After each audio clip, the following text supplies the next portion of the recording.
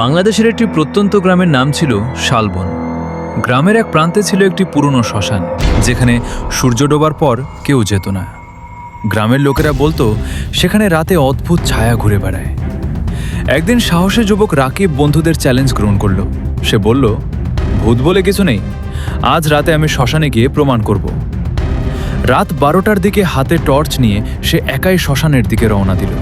চারদিকে নিস্তব্ধতা, দূরে শেয়ালের ডাক আর বাতাসে শুকনো পাতার শব্দ।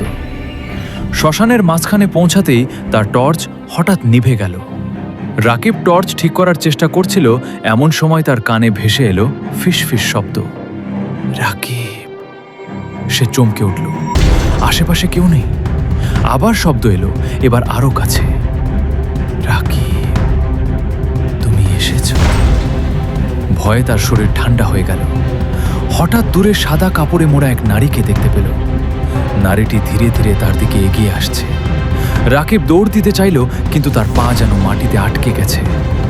নারীটি কাছে আসতে এসে দেখল তার মুখ নেই, শুধু দুটি কালো গর্তের মতো চোখ। হঠাৎ নারীটি অদৃশ্য হয়ে গেল। রাকিব স্বস্তির নিঃশ্বাস ফেলতে না ফেলতেই তার কাঁধে বরফের মতো ঠান্ডা একটি হাত স্পর্শ করল। সে ঘুরে দাঁড়াল।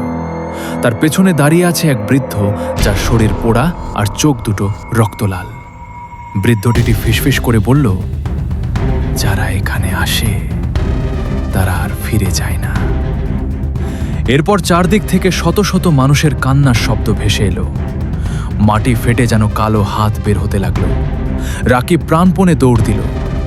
পরদিন সকালে গ্রামের লোকেরা তাকে শ্মশানের বাইরে অচেতন অবস্থায় পেল।